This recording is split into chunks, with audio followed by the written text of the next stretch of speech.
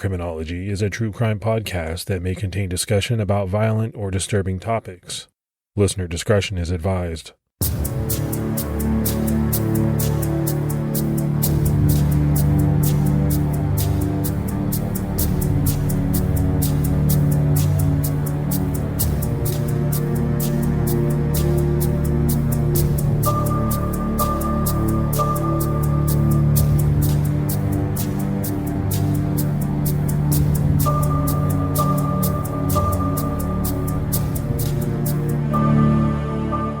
Hello, everyone, and welcome to episode 279 of the Criminology podcast. This is Mike Ferguson.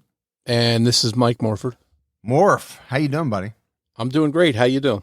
I'm really well. I'm excited for this weekend, not only for this episode to come out, but it's also Parents Week at college for both of my daughters. So my wife and I are excited to go and hang out with them.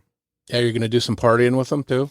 I don't know how much partying will happen. My oldest daughter, who's been there for like 5 years, has never wanted us to really come up for Parents Week. But my youngest, who's a freshman, she's really excited. I guess there's a schedule, there's things to do. And so she's pretty on top of it. Oh, that's cool. I'm planning on doing some fishing. I've been doing a lot of fishing, trying to outfish my 7-year-old son. So fingers crossed that I can beat him this weekend. Yeah, there's something about fishing. It's fairly cheap depending on how you're doing it. But to go out with your kids, because I do have a daughter that likes to fish too, that's some really good quality time. Yeah, and like they say, a bad day fishing is better than a good day at work. That is absolutely true. Hey, let's go ahead and give our Patreon shout outs. We only had one, but it was a great one. Danita Briscoe. So we appreciate that, Danita, very much. Yeah, thank you so much, Danita, and to everyone else that supports the show. We really can't thank you enough. If you'd like to support the show, go to patreon.com/criminology. All right, it's time to jump into this week's case, and boy, man, do we have a big one. We've covered some really mysterious missing persons cases on the show, and anytime someone goes missing under mysterious circumstances, it's a real puzzle to try and figure out what happened to them. But when 5 people go missing together, all of them adults, that just brings the mystery to an altogether different level. And that's what we're talking about this week. The disappearance of 5 adult men in Northern California in 1978. Although some of their remains were eventually found, it only led to a deeper mystery, more questions, and countless theories about what happened to this group of men who've come to be known as the Yuba County Five. The Yuba County Five, often referred to as the Boys, were 5 friends between the ages of 24 and 32.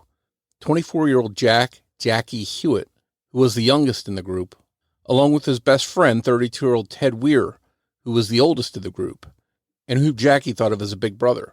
Another friend, 29-year-old Bill Sterling, had been friends with Ted for almost a decade, and Ted's best friend was 30-year-old Doc Madruga. The 4 had recently become friends with 25-year-old Gary Mathias. All 5 men had mild intellectual disabilities or psychiatric conditions, and all of them attended the Yuba City Vocational Rehabilitation Center, which provided services and helped teach employment and independent living skills to individuals with disabilities. Through the Gateways Project, the center had its own basketball team, the Gateway Gators, complete with beige uniforms. All 5 of the men, Ted, Bill, Jackie, Doc, and Gary, were proud Gators. On Saturday, February 25th, 1978, the Gateway Gators had a tournament in the Special Olympics. If they won the game, the team would get to spend a week's vacation in Los Angeles for free, and they would have been able to meet actress Sally Struthers from All in the Family. Gary was fired up in advance of the game. According to the Washington Post, before the game, he told his family, "We got a big game Saturday. Don't you let me oversleep." On Friday night, each of the men laid out their clothes for the big game the next day. But before the game the next day, they decided to attend a college basketball game in Chico that Friday night, about an hour north of Yuba City, California, 50 miles away. The game that Friday night was at Chico State University against UC Davis, the group's favorite team. At about 5:40 p.m., the group hopped into Doc Madruga's turquoise and white 1969 Mercury Montego and headed to Chico. Of the group, only Doc and Gary could drive or had driver's licenses. The men made it to the game and watched as UC Davis won it. Excited about the win and their own upcoming tournament the next day, the group stopped at Beers Market in Chico on their way home. It was just before 10 p.m., which irritated the store clerk because 5 men were walking into her store just minutes before she wanted to close up for the night. According to the Washington Post, they bought 1 Hostess cherry pie, 1 Langendorf lemon pie, 1 Snickers bar, 1 Marathon bar, 2 Pepsis, and a quart and a half of milk. It seemed as if it was just a group of guys excited about a big win and hungry after the game. Nothing seemed unusual to the clerk. As they left, the clerk watched them get back in their car before driving south, heading out of Chico. What happened after that remains a mystery to this day. So a group of guys goes into a store. They buy, some things. One thing that jumped out at me was the Marathon bar. And I don't know how many people listening will remember. They haven't made it in quite a long time. But Marathon was like my favorite candy bar of all time when I was younger. Is that the real long, thin one that's like chocolate and caramel? Yeah, it almost looked like a ladder. It was just chocolate and caramel. And I remember the package actually had a ruler like on the side of it to kind of tell you how long it was, I think. Now, you can still find something similar. Cadbury came out with this one called a Curly Whirly, which is essentially the same thing. But that was my favorite candy bar as a kid. Yeah. And I think everyone listening can probably identify going into a store, celebrating a big game. Maybe you got the munchies, whatever it is. You got a group of friends and everybody's just grabbing random stuff off the shelf. So it seems like this is sort of that situation. Nothing unusual here. No, and that was my other big takeaway. I mean, this is something that you would see happen in town after town across the country on a Friday night all over, right? People stopping in, getting some snacks, something to drink. Very, very normal. But none of the men made it home that night, and their families began to worry. Most of these men were guys who really stuck to a routine. And so any deviation from those routines would cause concern for their family. Bill's mother woke up at 2 a.m. on Saturday morning, February the 25th, and noticed he wasn't home. She called Jackie's mom, who confirmed they weren't there either. At 5 a.m., Ted's mother called Bill's mother. Jackie's sister-in-law walked down to the Mathias house and found that Gary hadn't returned that night either. At 8 a.m., Melba Madruga called the police and tried to report Doc missing. She was told to call back if 24 hours had passed and he didn't return. But just 12 hours later, at 8 p.m., extremely worried and likely bolstered by the other 4 families, she went back to the police department and insisted that she be allowed to file an official missing persons report. So it is the 70s. It doesn't shock me that the police would have said, hey, they have to be missing for 24, 48 hours, something like that. And technically, these guys were adults. But as we said, they all had intellectual disabilities or psychiatric conditions. So you would have thought, or you would like to have thought, that the police would have taken that into account. And one thing we talk about, especially in these older cases, when somebody goes missing, and especially if it's a young person like a child or a teenager, the times back then when the police would say, well, maybe they just ran away or they're out having fun, they'll be back. And they didn't seem to take it seriously. But here, as you mentioned, they're adults, so maybe there's not as much worry since they, could choose to go away and come back. But for all 5 of them to be missing with no word to their families, obviously that seemed unusual to them enough to insist that the missing persons report was filed. And that's a great point, right? That's another extenuating circumstance. And I just think, and I don't want to paint a bad picture of the police back in the 70s, but I just don't know if they did that enough. looked at all the circumstances. It's almost like they had pat answers for different scenarios, and they just kind of stuck with those in a lot of cases. And as we know, those first 24 to 48 hours in a missing persons case, they're the most crucial time that you should be looking for someone. And that, unfortunately, back then, it was sort of the opposite. They let that time slip away a lot of times. On Monday, February 27th, or Tuesday the 28th, Doc's 1967 Mercury Montego was found abandoned. Some of the news articles from the time indicate one day or the other, and it's possible the car was found in the overnight hours between both days. What's clear is that the car was not anywhere along the route that the men should have taken from Chico south to Yuba City. Instead, it was parked 70 miles northeast of Chico, stopped at a 45,000 feet elevation on a steep, narrow mountain road in the Plumas National Forest, just at the snow line. A Plumas National Forest ranger confirmed that he had spotted the car on Saturday, February 25th, but at the time he saw it, there was no bolos or alerts about the men or their car being missing, so the ranger didn't check the car out. None of the men were with the car, and there were no footprints around it to point to where they may have gone. The car's driver side window was rolled down, and it had been left unlocked. Questions immediately filled the minds of investigators. This car was Doc's pride and joy. Why would he leave it unattended and even open to the elements? And really, why would the five have abandoned the car at all? It was a frigid night, and none of the five men had been dressed for snow. They were dressed for a heated car and an indoor basketball game. The first thought was that the car had mechanical issues or was out of gas. Investigators checked the gas tank and found that there was still a quarter tank. It wasn't out of gas. The keys were missing, so officers had to hotwire the car, and it started right up. With no sign of mechanical trouble, investigators thought maybe the car had gotten stuck in the snow. There was evidence that the car's tires had spun.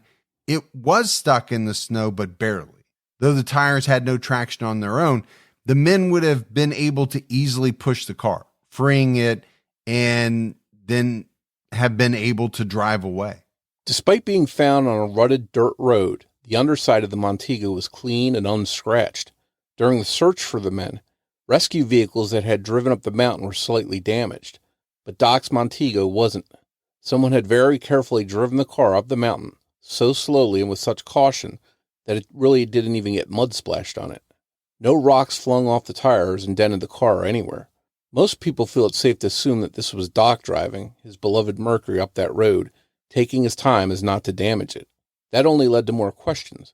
Why were the men up there at all? According to everyone that knew Doc, he hated the cold and camping, so there's no way he knew about this road and knew every bump and rut that would be in it and exactly how to drive on it to avoid them.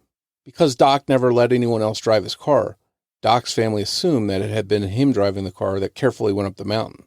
But again, why go there at all? And what happened to the group after they got stuck? Searches of the area came up empty. The story of five missing friends made headlines as their worried families waited for answers. Some answers, mostly leading to only new questions, started to come on June 4th, a little over 3 months after the men vanished. A group of people exploring the forest had stumbled upon a Forest Service trailer and noticed an awful smell coming from the trailer's broken window. Then Under Sheriff Jack Beecham told the Sacramento Bee, when you got up in that area, you could smell the death. It was horrible, that stench. 19.4 miles up the road from Doc's car near the Daniel Zink campground, they discovered the body of Ted Weiher on one of the bunks inside. It was determined that he had frozen to death, but apparently he had survived quite some time. After arriving at the trailer, when he was last seen in February, Ted was easily 200 pounds, but his body weighed just 100 to 120 when he was found. His beard continued to grow for an estimated 8 to 13 weeks. He had suffered from extreme frostbite on his feet. His shoes were missing. Someone else had tucked him in under 8 sheets. A watch that did not belong to any of the missing men, according to their families, was found near his body. It was missing its crystal, the glass that covers the watch face. It turns out that a Forest Service snowcat had plowed the road on February 23rd, leaving a path of tightly packed snow leading to the trailer. After abandoning the car, the men may have seen the trail from the snowcat and followed it, either because it was easier to walk in that snow or because they were thinking that a snowplow meant someone had to be close by. This is very reminiscent of the movie Into the Wild. Have you ever seen that? No, I haven't. It's a really good movie from 2007 about true story about Christopher McCandless, who went up into a cabin, an abandoned bus actually in Alaska, and got stuck there. And he lived there and survived for a long time before he finally perished from malnutrition and stuff. But this is very reminiscent of that. Well, as I was going through that description, it was heartbreaking to me to think about, a man going from, let's say, 200 pounds down to 100 or 120, that amount of time in the cold with little to no food. I can only imagine how horrifying that must have been. Searchers began to search the area around the service trailer where Ted's body was found. And the next day, on June 5th, the remains of Doc and Bill were found. They were on different sides of the road leading to the trailer, over 11 miles from the car. Doc's remains had been dragged by animals, finally settling near a stream. The keys to the Montego were still in the pockets of his pants. Bill's skeletal remains, all that was ever found of him, were scattered over a 50-foot area. After getting news that 3 of the men's remains were found, friends and family descended on the area in an effort to help search it. Closer to the trailer, on the same road that Doc and Bill were found on either side of, on June 7th, Jackie Huett's own father, Jack, found his son's jacket. When he picked it up, Jackie's spine fell out of it. Nearby, a pair of Levi's, Jackie's distinct shoes with ripple soles, and a few more bones were found. The next day, on June 8th, an assistant sheriff from Plumas County found Jackie's skull 100 yards downhill from the rest of his remains. So 4 of the men's remains had been found, but there was no sign of Gary Mathias during the search. To this day, only his shoes, which were found inside the trailer with Ted, have been found. Also inside the trailer were matches and multiple paperback books, but no fire had been started. In an effort for anyone to keep warm, over 24 empty C ration cans proved that someone had tried to sustain themselves there. The rations had to be opened with a P-38 Army-issued can opener, which many suspect only Gary and Doc, who were both military veterans, would have known how to use.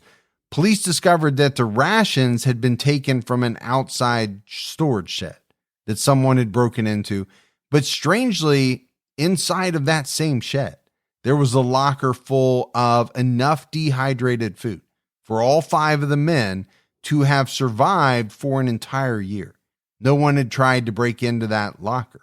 A second outdoor shed had a propane tank inside, which could have been used to provide heat to the trailer. No one had touched it. The propane tank could have been hooked up to the trailer, and as Yuba County Lieutenant Lance Ayers told the Washington Post, all they had to do was turn that gas on, and they'd have had gas to the trailer and heat.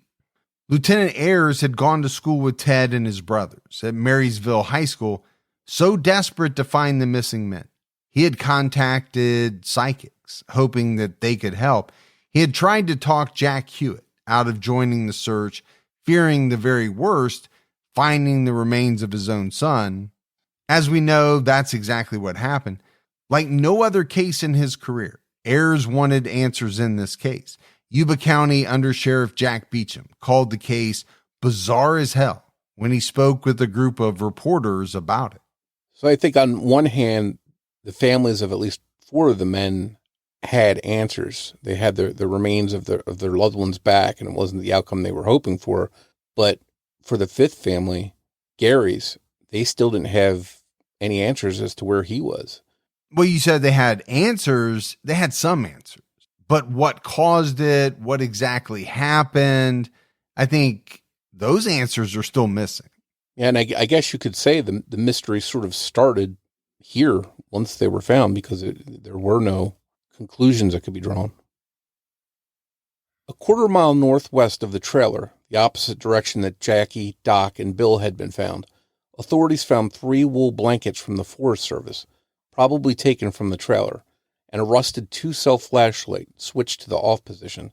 They were lying to the side of the road. About 3/4 of a mile northwest of the trailer, a disposable plastic lighter was found. None of the men were known to carry a lighter. On June 19, 1978, the search for the remains of Gary Mathias and any other clues about what happened to the 5 men was officially called off. News of the missing men, along with rumors and theories of what happened to them, spread locally, and eventually the case would become a favorite of online sleuths to discuss. Well, and Morf, if you think about it, how could it not? There's a lot of mystery here. Why did these men and the car end up where it did? Why did it get stuck there? Why did they abandon it? And just what happened to each of them after that point. The trailer has been torn down, but the Daniel Zink campground is still there. And on Google Maps, you can see a clearing where the trailer used to be. Unfortunately, this means we can't really look at the trailer or the sheds with the food and the propane inside. The sheriff's office only allows people to view the case file at their station and doesn't allow any photographs or reproductions. Because the men were thought to be intellectually disabled to various extents, it was easy for some to theorize that they had simply taken a wrong turn, didn't think to turn around, got stuck in the snow, and found their way to the trailer after getting stuck and just didn't think to start a fire. And then I think you could add on top of that, didn't think about trying to break into one of these sheds where they would have found, more food. They would have found, let's say, the propane. Now, the families don't believe that the boys made a wrong turn. 4 maps still folded in the car's glove box support this, even if they had made a wrong turn and gotten stuck. None of their actions after that seemed to make any sense. We mentioned earlier, the car was barely stuck, and 5 of them working together should easily have been able to get it free. The missing men's families have always felt that there was some unknown piece of the puzzle and more than meets the eye. Doc's mother, Melba, was quoted in the Billings Gazette as saying, "We know there's more to it than what's been said." She also told the Washington Post there was some force that made him go up there. Ted's sister-in-law had a theory that what happened to them may have been due to something that they saw at the basketball game in Chico that night.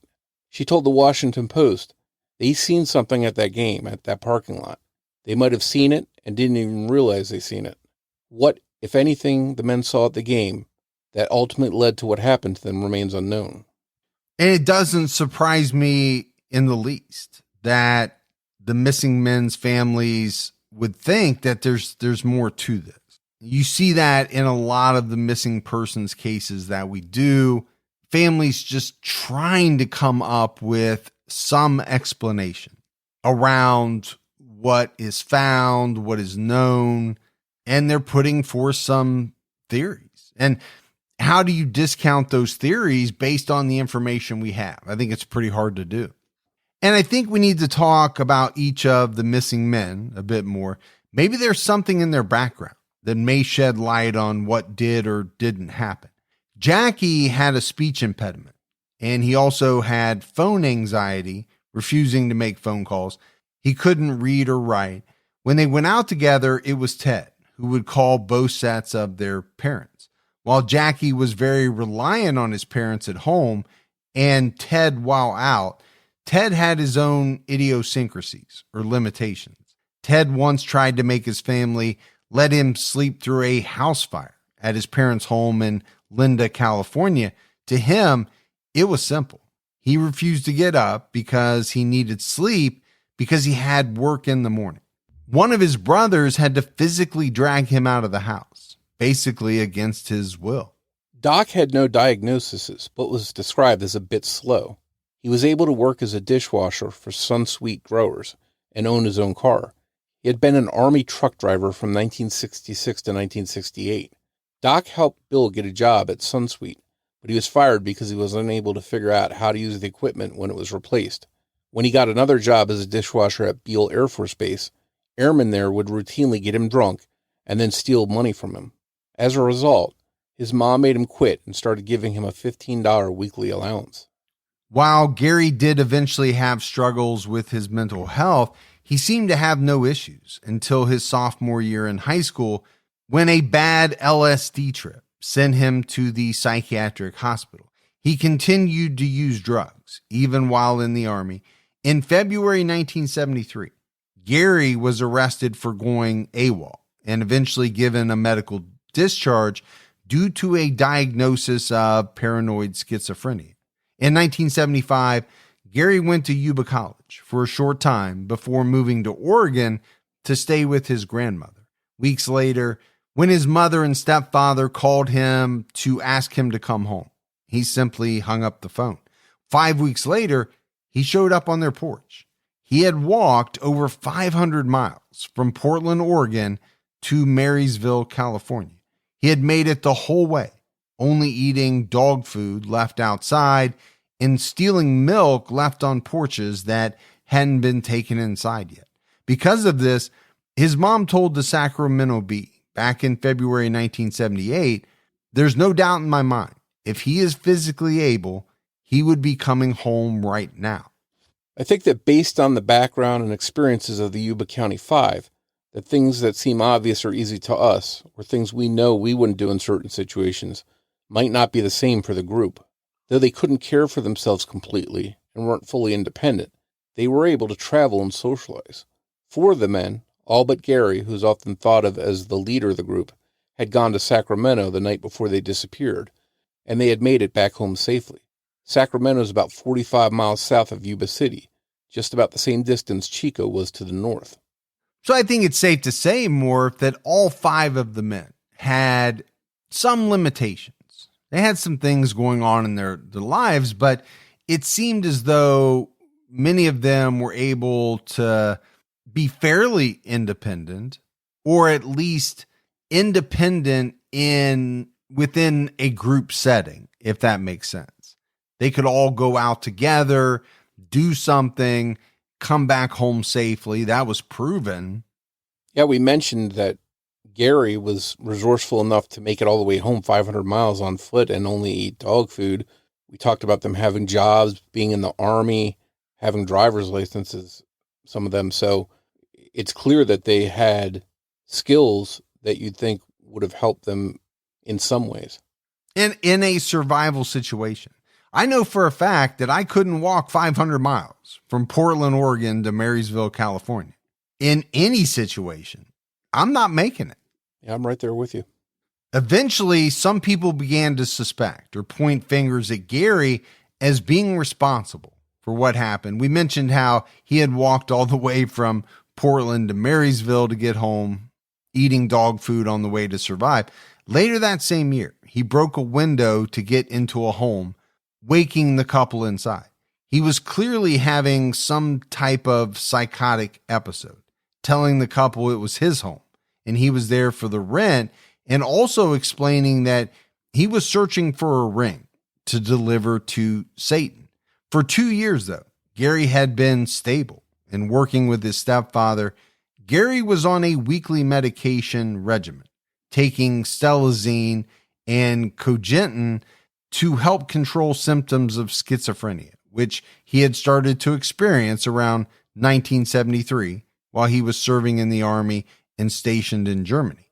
According to a Washington Post article from 1978, Gary took his medications the week he and the other 4 men disappeared, but there has long been speculation that he was unmedicated on that night. Unsolved Mysteries producers approached the 5 families with an offer to cover the case on an episode. All the families agreed to participate in the episode except for Gary's. This led to some animosity and suspicion that perhaps the Mathias family knew more about what happened that night than the other families did. While some people blamed Gary for the group's demise, that he did something intentional that led to it, others think that he may have been to blame even if he didn't do anything on purpose. He knew people in Forbestown, just east of the Oroville Dam. The turnoff to Forbestown was easy to miss and would have left the group headed right up to where the mercury was found. It's been theorized that maybe he had convinced the rest of the group to stop off for a quick visit with his friends in that area. But one problem with this theory is that the rest of the group were such sticklers for routine and were excited for their game, that they might not have agreed to go. They would have wanted to go home and get some sleep. Gary himself had been worried about oversleeping, so why would he make them all take a detour on the way home? Another issue is that Gary's friends in Forbstown hadn't spoken to him in years. In the end, nothing points to Gary or anyone else as being involved or responsible for whatever befell the group. And we see this a lot more if, whether it's online sleuths or it's just people commenting on these types of cases. It always leads to speculation because that's really all you have, trying to develop theories about what may have happened that night. But oftentimes those theories, they kind of point to a particular person, and it can lead to some negative consequences. And one of those being that, it casts a bad light on an individual as maybe being responsible for what happened to the group. And in this case, a lot of the fingers seem to have been pointed at Gary without a lot to really back it up, I guess. And I guess it's human nature to want to figure things out and think of things from different angles. And he was the only one who wasn't found. He's got this history of breaking into a home and scaring the people there. So, I think it's only natural that some people would think that, but again, there's no proof in any way that he had anything to do with what happened to the men. Adding to the mystery of it all, one man claimed to have seen the men up on the mountain that night. And what he had to say is one of the most bizarre parts of the case. 55-year-old Joseph Shans had headed up the mountain alone around 5:30 p.m. on the 24th, intending to check the snow line for an upcoming ski trip with his wife and child. The Volkswagen Beetle he was driving got stuck just 50 yards past the snow line as he tried to dig himself out of the snow. He felt a crushing chest pain. He knew right away he was having a heart attack, alone, stuck on a mountain, and it was getting dark. He got back into the Beetle and left it running and laid there, trying to keep warm and figure out what to do. According to Shans, some sort of whistling noise got his attention, and he got out of the car, hoping to flag someone down to help him. Down the road from his car, he saw a group of men and one woman who was holding a baby. They were illuminated by the glow of another car's headlights. He could hear voices, so he called out to them for help, but he was weak and he wasn't sure if the group had heard him. If they did, they didn't acknowledge him.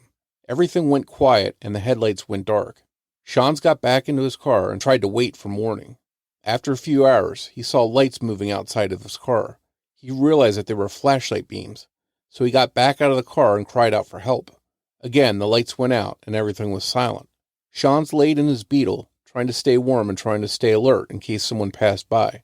Unfortunately for him, no one did, and the car ran out of gas, and it wouldn't stay warm in the car for very long.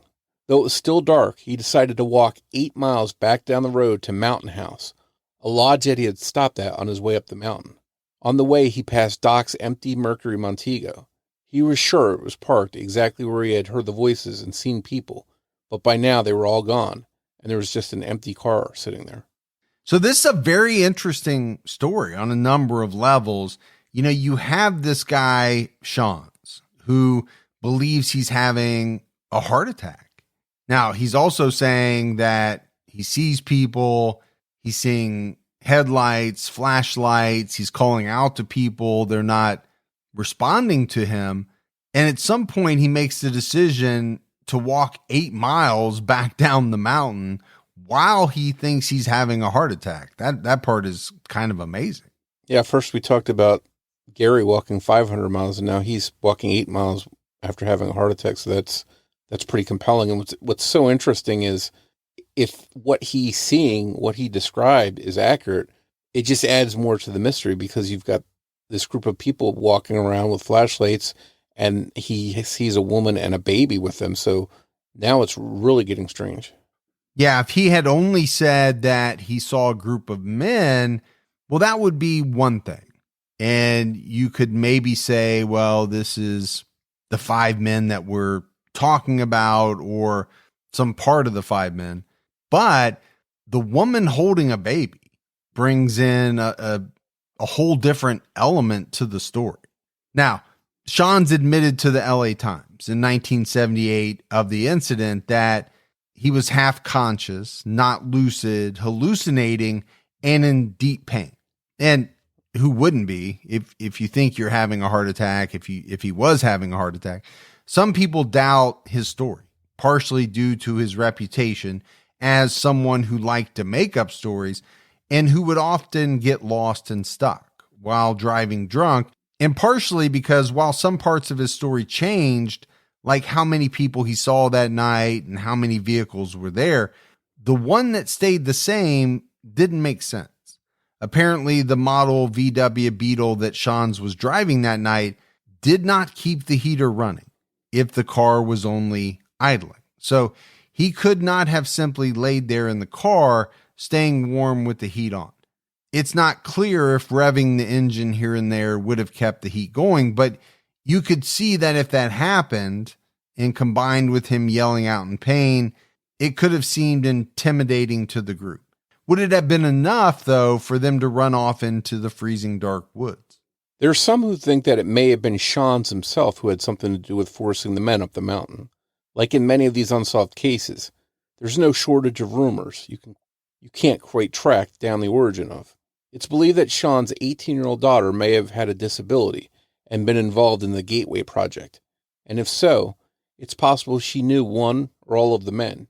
It does seem odd that he would be stuck, having a heart attack, just yards away from the men who would also get stuck. Neither of the cars were good choices for that road on that night. Was walking down the mountain to the lodge part of the alibi? And as for the heart attack, doctors apparently were able to confirm somehow that Sean's had once had a heart attack, but it was unclear when. Authorities were encouraged not to press him too hard to avoid agitating his condition. Sean's was later busted for growing marijuana, leading many to wonder if one of the men had stopped off that night to pick some up from him. But that still doesn't explain what happened after. And again, here's another theory that, you can look at and try to make sense of. Now, does it seem plausible? Maybe. I don't know about these five guys meeting this man all the way up the mountain to get some marijuana. That part kind of jumped out at me as being a little strange. But the one thing I will say is that it is true that a Mercury Montego and a VW Beetle are not good cars to be driving up snow-covered mountains in. Yeah, you'd think that they would choose, if they were going up there, to use like a 4x4 truck or a Jeep or something along those lines. So, yeah, and that's, again, just adds to the mystery of why they'd be up there in those kinds of vehicles. Assuming Sean's was telling the truth and he really was just stuck on that road, completely independent of the Yuba County Five, then who else might have had the motive to chase them up there that night? Under Sheriff Jack Beecham's theory was that they were either forced or manipulated up that mountain. While it may not usually be easy to get the upper hand on a group of adult men, Beecham told the Sacramento Bee all five were in such a condition that they could be easily taken advantage of. It could have been a hate crime, some kind of prank. Someone familiar with the Gateway Project saw their Gateway Gator shirts and followed them, chased them, or tricked them, leaving them stuck up on that mountain. The Gateway Project and other similar programs for individuals with disabilities were having issues at the time with crime. 8 of these locations had been set on fire, some multiple times. Cars were firebombed, and Gateway employees were attacked. There is talk of a town bully that would have found that kind of thing very fun. He's often referred to online as a preacher or pastor, though he wasn't in 1978. There's an article in the Marysville Appeal Democrat that discusses a man who had gone from sinner to preacher. The man had been sentenced to 25 years to life in prison under California's 3 strikes law in 1998, but in 2014, he was released after the laws changed. If he had any involvement, maybe he'll find it in himself to talk one day. Then again, there's nothing that directly points to his involvement in the Yuba County Five case. The main suspect in this case, or at least one who's been discussed online, is actually the ex-husband of Gary's sister, who was known to have a violent temper. His sister and the man had 2 small children and were going through a divorce at the time the group vanished. This makes some wonder if it could have been Gary's sister and her child on the mountain that Sean's claims he saw, or if it's just a coincidence. But here again, these things that we're talking about, bringing different people, potentially into the case, is the exact reason, Morf, that this type of case draws so much attention from the online sleuths. You have a lot of areas to explore here. Now, what you don't have is a lot of evidence backing up the different theories, but that doesn't stop people from looking into them or trying to figure out which theory they think is more likely than another. Yeah, because there's a lack of real solid evidence in any one direction, everybody with a theory that hasn't been ruled out could possibly be right. And that's the draw of a mystery such as this. So what exactly happened that February night in 1978? We may never know. Why was Gary the only person whose remains were never found? Gary's tennis shoes were found in the trailer. It seems as though he made it to the trailer, perhaps with the others. It also seems likely that at the very least, Ted, Gary, and Jackie made it to the area near the trailer. Most assume that they all made it inside. Doc may have made it too and decided to go back out to try and roll up his car window or find help.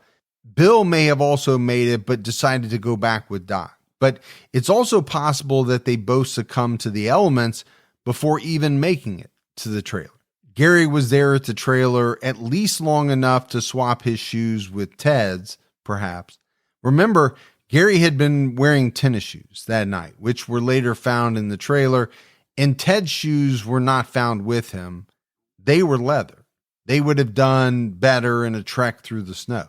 Ted's feet were also bigger, so if Gary's feet were swollen at all from frostbite, Ted's would have been more comfortable. So perhaps Gary wore Ted's shoes and went for help, leaving his own behind, and met his fate out in the elements. The blankets and flashlight found, assuming Gary was carrying them, indicate to some that he left the trailer first, probably that night with the flashlight and maybe even the lighter. He may have told the rest of the group he was going for help. Doc was able to use a P38 can opener from his time in the Army, so if we assume the others didn't know how to open cans with one, Doc would have been there long enough to open 31 cans.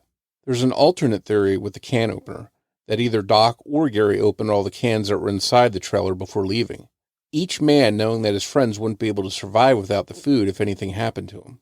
Looking at a photo of that can opener online, it looks like you could use the sharp part of it, or the notch, to open a can, even if you didn't know exactly what you were doing. And that's one of the questions that I had is, as we've talked about this multiple times, this P38 can opener from the Army, would it be that hard for someone who had never used it to open a can with it? And my thought was, no, you could probably figure it out. I mean, we're not talking about building a rocket to get to the moon here. Yeah, but I think getting back to, most of us would probably think that, but then again, we know that they did have some disabilities, perhaps learning disabilities. One of them was fired from his job because he couldn't figure out how to use equipment that they had there. So, it could be a situation like that where they just couldn't figure it out, but obviously somebody got the cans open.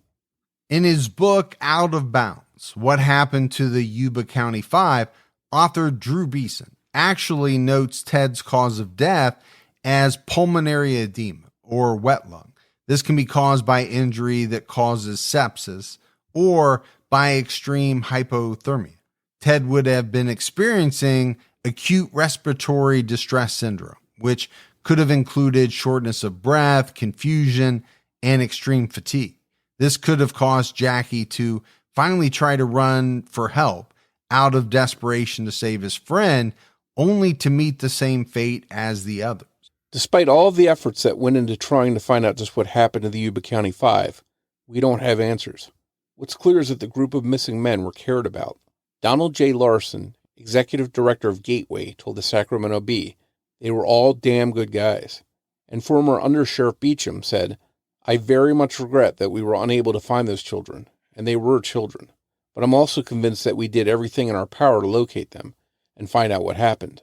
A February 1979 op-ed in the Orville Mercury Register, written by the Clough, Weiher, Huett, and Sterling families, asked, "When your son leaves home with friends to go to a basketball game, do you always put your arms around him, give him a kiss, and remind him how much you love him?" Then it warns, "You really should. He may never come back to you." And that's something that, comes up in many, many cases. There is a point in a lot of these where what seems to be kind of a routine, everyday thing, right? Somebody leaving the house to go somewhere ultimately turns out to be the last time that their family ever sees them. Maybe it's a conversation on the phone. Maybe it's them walking out the door. And I think this warning, as they put it, really is true. Yeah, I agree with you. And I think that's why it's always important to say goodbye to people, leave on good terms, and because you never know when something like this is going to happen on a pretty much routine day. But as we wrap up this case, we've said it multiple times, but there's mysteries on top of mysteries here. First for me is, why did the group end up on that mountain where they did? At some point, did they make the decision to go up there? Did they take a wrong turn? Or was it something a little more sinister where they were being chased or someone forced them up the mountain? Because I do think in this case, you kind of have to look at whether this was a terrible accident on the part of these 5 men that resulted in their deaths, or there was something or someone or multiple people who contributed to it. I think that's one of the big questions to try to answer right off the bat, because you can easily see where there's nothing sinister about this case at all. They make a wrong turn. They end up on top of this mountain. They can't figure out how to get the car out of the snow, and they succumb to the elements. They're not dressed for it, right? They're not dressed to go camping. They're dressed for a warm car ride and a basketball game indoors. Well, and that scenario only leads to more questions, because you would think, or at least I would, if I was in a situation, I would see myself sitting in the car. It had gas. It was running. There was nothing mechanically wrong with it. Sitting in the heat and staying there, hoping somebody would come by. So we have to wonder, if it was just an accident, they were there accidentally, they got stuck. Why did they get out in the first place? And I wonder if it's a case of some of them were followers of one in particular. And if he said, "Let's go walk, we'll find somebody," then maybe they would have just agreed and went with him, and that sealed their fate. Yeah, that's the part we just don't know, right? Obviously, at some point they found this trailer, and then did one or more people make the decision that, well, we're not going to be able to survive in this trailer. Somebody has to go find help. Again, just so many questions. And I wonder if any one answer could be determined. Maybe it would sort of allow the other pieces of the puzzle to fall into place, and we could figure out exactly what happened. But as of now, it doesn't seem like there's any answers. No, but I think you're right. A lot of times when you can answer one question, that leads to kind of a domino effect of things starting to fall into place. But obviously, we're many years on from when this occurred. So if those questions haven't been answered by now, I think there's a very low likelihood that they ever will be. My thought is that this case is going to remain a mystery, a case that is speculated on by, people online and in the true crime community.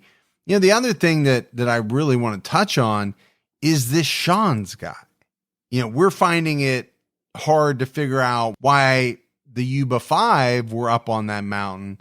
Now, this guy said that he was going up there in advance of a ski trip to check out the snow line. Okay, I get that. but you're going up there in a 1970s VW Beetle. And then there's the story about, having a heart attack, seeing the lights, seeing the woman with the baby. Again, I don't want to cast doubt on that guy. Now, many people have. They've come out and blatantly called him a liar or a person who liked to make up stories. And then while he's experiencing this heart attack, he makes this 8-mile walk down to the lodge. I'm not saying it didn't happen. What I'm saying is a lot of people have called it into question. Yeah. And if he's not hallucinating and his story is true, then who was this other woman with the baby and what happened? And that just, again, it's another rabbit hole that you can just go down with this case. But again, if you could figure out which parts are absolutely 100% true, then I think you could start to travel in a direction. If there was actually a woman and a baby up there, could that have been Gary's sister? And then does that bring in the ex-husband who was known to have a violent temper? It does seem strange that that's where he would have made his move or tried to seek revenge on these 5 guys? Why? Again, all we can do is speculate, but you'd have to say this is one of the stranger missing person stories that we've done in a long time, namely because you have 5 adults who essentially go missing, wind up dead, and one of their bodies has never been found. Yeah, and unfortunately that not only leaves his families still without peace of having his remains back, but it continues to just provide more fuel to this case, and people speculate that maybe he's involved and had something to do with it. And the finding of his body might have been that piece of the puzzle that broke it open, that gave the investigators the information they needed to kind of put the puzzle pieces together. We don't know because it never happened. But that's it for our episode on the Yuba County Five. If you love the show and you haven't done so yet, take a minute, go out, give us a 5-star rating, leave a review. Also, keep telling your friends. That word of mouth about the Criminology podcast really helps us out. If you want to find us on social media, we're on X or /Twitter with the handle @CriminologyPod. You can also find us on Facebook at facebook.com/CriminologyPodcast, or you can join our Facebook discussion group, Criminology Podcast Discussion and Fans. So that's it for another episode of Criminology, but Morf and I will be back with all of you next Saturday night with a brand new episode. So until then, for Mike and Morf, we'll talk to you next week. Take care, everyone.